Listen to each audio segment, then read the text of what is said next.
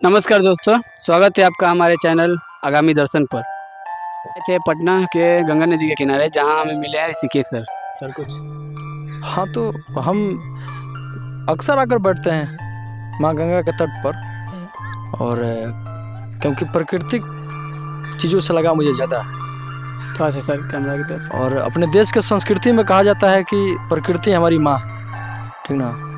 तो आप देख पाएंगे कि उधर सब ये पेड़ बगान पौधे और यहाँ गंगा माँ। और ये गंगा माँ का एक स्रोत है, अगला स्रोत आगे है, ठीक ना। मेन जो धारा है गंगा माँ का वो आगे है, थोड़ा सा दूर पड़ता है। जी इसलिए सर। यहाँ पर आकर अक्सर बैठते हैं और एक सुकून सा मिलता है, जो आज काफ़ी बिजी शेड्यूल है लोगों का। कमरे में बंद रहते हैं लोग और वहाँ पर अपना काम करते रहते हैं लोग, और अनेक सारी बीमारियाँ जिसकी वजह से हो रही हैं। तो हम तो ऐसे भी और लोगों से भी अपील करते हैं कि आकर के प्रकृति से जुड़ें, प्राकृतिक चीज़ों से लगाव ज़्यादा रखें। और कुछ सर सब तो ठीक है, लेकिन कुछ अपना आप बिहारी गेटअप में ऐसे आए हुए हैं, पूरा एकदम कुर्ता। हम बिहार के हैं ही, तो बिहारी गेटअप। और दूसरा कि हमारा महापर्व छठ आने वाला है। छठ तभी सर दिखा, तैयारी चल रहा है कुछ। सर एक बिहारी के जीवन में छठ पर्व का क्या महत्व है, हमारे दर्शकों को थोड़ा आप बताइए। हम बिहारियों के लिए छठ पूजा से ज़्यादा महत्व कोई चीज़ रखता ही नहीं, क्योंकि आप जानते हैं कि देश के बड़े बड़े महानगरों में सबसे ज़्यादा जो प्रवासी हैं, जो माइग्रेंट्स हैं, वो बिहार से ही हैं। और यूँ कहिए तो देश की जो अर्थव्यवस्था है उसमें बिहार का बहुत बड़ा योगदान है, ठीक ना। एज अ पर्सन, ठीक ना, एज अ लेबर। अब पूरी में एक कवि का लिखा हुआ एक लाइन है, एक गीत है कि पिपरा के पतवा सरीखे डोले मनवा कि हियरा में उठत हिलोर, पुरवा के झोंकवा से आयो रे संदेशवा कि चल अब देशवा की ओर। इस लाइन का मतलब ये होता है ना कि आपकी मिट्टी आपको पुकार रही है, अब आप घर चलिए। यानी कि साल भर के त्योहार में हम बाहर रह सकते हैं, साल भर हम फेस्टिवल नहीं बनाए चलेगा, लेकिन छठ नहीं बनाए तो नहीं चलेगा, ये नहीं चलेगा। सही बात। इसी से समझ जाइएगा कि बिहार का एक बिहारी के जीवन में छठ का क्या इम्पोर्टेंस है। जब हम देश की किसी भी कोने में बैठे रहते हैं, काम कर रहे होते हैं, और जैसे हमारे कान में भोजपुरी, मैथिली या फिर मगही भाषा की छठ का एक लाइन हमारे कानों तक पहुंचता है, तो हमारा फीलिंग और इमोशन का सैलाब हमारी आंखों से गंगा जमुना बनकर बहने लगता है। सर आप थोड़ा सा छठ पर्व का इतिहास बताइए।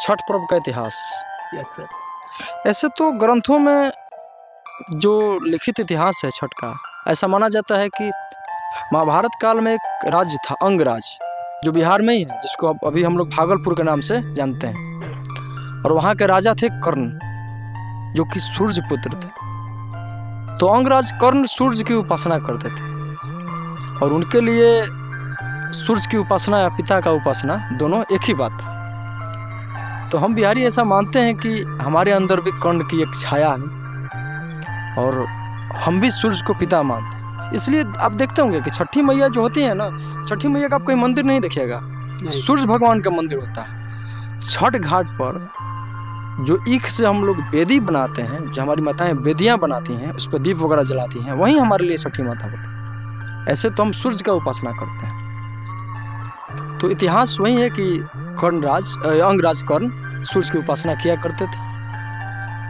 सर जैसे आप इतना कुछ बताया, अच्छा लगा। एक चीज़ और जानना चाहेंगे आपसे, इसका पूजा विधि क्या क्या है और इसमें कितना टाइम लगता है छठ पर। अच्छा, पूजा विधि देखिए, हमारी संस्कृति में यही एक पर्व है जिसकी कोई पूजा पद्धति नहीं है, ना कोई कर्मकांड, ना कोई पुरोहित। जिसको पूजा पाठ करने न भी आता हो, वो ये त्यौहार उसके लिए भी है। और समय 4 दिन का यह त्यौहार होता है, जो नहाय खाए से शुरू होता है। नहाय खाए में हमारे यहाँ सात्विक भोजन बनता है, लौकी दाल बनता है। अभी जो छठ का जो भोजन होता है, जिसका शुरुआत होता है, जिसमें इतनी स्वच्छता बरती जाती है, जिस स्वच्छता को मापने के लिए आज तक कोई रिएक्टर, कोई स्केल नहीं बना। पहला दिन नहाए खाए, दूसरा दिन फास्टिंग होता है खरना का, दिन भर पानी का एक बूंद भी नहीं जाएगा पेट में। शाम में बनेगा खरना का प्रसाद, और खरना का प्रसाद मिट्टी के चूल्हे पर बनता है, और सोना एक शब्द होता है भोजपुरी में, मैंने सोना आँच पे बनता है। और माँ हमारी प्रसाद के रूप में गुड़ का खीर बनाती है, जिसको बखीर कहा जाता है। और ऐसा माना जाता है कि जो उस प्रसाद का स्वाद होता है, देवराज इंद्र के स्वर्ग भोज में भी वैसा स्वाद नहीं मिल पाएगा। तो दूसरा दिन खरना, तीसरा दिन फिर से निर्जला व्रत। खरने का प्रसाद ग्रहण किए, ठीक ना, और निर्जला व्रत, और दिन भर अपना निर्जला व्रत पर हैं, पानी का एक बूंद भी नहीं। और उस बीच में हमारी माताएं बहनें बिना बैकग्राउंड म्यूजिक के गीत गाती हैं। और छठ का गीत नहीं, वो हमारे लिए इमोशन होता है, हमारे लिए फीलिंग्स होता है। आप फील कर सकते हैं छठ के गीत को। और इसमें ऐसी ऐसी बातें कहती हैं लोग, माँ लोग, कि जिनको सुनने के बाद रोंगटे खड़े हो जाते हैं। पहले पहले हम कहनी छठी मैया बड़ता तुहार, भूल चुक करी हो क्षमा छठी मैया, भूल चुक गलती हमार, सबके बालकवा के दी हो छठी मैया ममता दुलार। माँ अपने बालक के लिए सिर्फ नहीं मांगती हैं, दुनिया के शांति समृद्धि के लिए पूजा करती हैं। और उस दिन हम लोग जाते हैं छठ का पहला अर्घ जिसको कहते हैं, और वहाँ का जो आप दृश्य देखिएगा, एक ऐसा दृश्य जो आपको, जिसका वर्णन आप नहीं कर सकते हैं।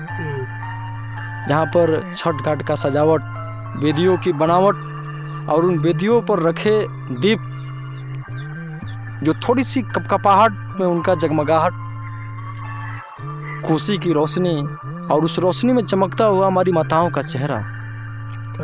ये जो दृश्य है ना, ये अवर्णनीय, ठीक ना, ये अकल्पनीय है। और कहा जाता है कि छठ घाट पर ना कोई अपना होता है, ना कोई पराया, ना कोई अमीर होता है, ना कोई गरीब, ना कोई ऊंच होता है, ना कोई नीच। यहाँ सब लोग छठी माँ के संतान होते हैं। और जब छठ घाट को आप देखिएगा, उस दिन हम लोग जाते हैं छठ का पहला अर्घ जिसको कहते हैं, और वहाँ का जो आप दृश्य देखिएगा, एक ऐसा दृश्य जो आपको, जिसका वर्णन आप नहीं कर सकते हैं। जहाँ पर छठ घाट का सजावट, वेदियों की बनावट, और उन वेदियों पर रखे दीप, जो थोड़ी सी कपकपाहट में उनका जगमगाहट, कोसी की रोशनी, और उस रोशनी में चमकता हुआ हमारी माताओं का चेहरा। ये जो दृश्य है ना, ये अवर्णनीय, ठीक ना, ये अकल्पनीय है। और कहा जाता है कि छठ घाट पर ना कोई अपना होता है, ना कोई पराया, ना कोई अमीर होता है, ना कोई गरीब, ना कोई ऊंच होता है, ना कोई नीच। यहाँ सब लोग छठी माँ के संतान होते हैं। और जब छठ घाट को आप देखिएगा, तो चारों तरफ आपको सिर्फ एक चीज दिखाई देगा, इंसानियत, मनुष्यता, ठीक ना। और कुछ जानना चाहें आप? लास्ट चौथा दिन ये दूसरा अर्थ। पहला दिन हम लोग डूबते सूरज को अर्घ देते हैं, और ये दुनिया को बताते हैं कि जो वस्त होता है उसको भी हम पूजते हैं। क्यों? क्योंकि हमें विश्वास है, हम जानते हैं कि इसका उदय भी होगा। तो जो पहला दिन होता है, हम लोग उसको सूर्य देवता को, जिसको हम लोग भगवान मानते हैं, हमारे लिए पिता स्वरूप हैं, उनको हम लोग डूबते सूरज को अर्घ देते हैं पहला दिन। और दूसरा दिन उगते सूरज को अर्घ देते हैं। और ये छठ के चौथे दिन और अंतिम दिन होता है। और इस दिन जब आप छठ घाट पर आइएगा ना, तो ऐसा लगता है कि हम बिहारियों के लिए तो यह एक बेटी की शादी जैसा होता है। ऐसा लगता है कि बेटी विदाई हो रही। वहाँ हम अपनी भावनाओं और अपने इमोशन को नहीं रोक पाते, ठीक ना।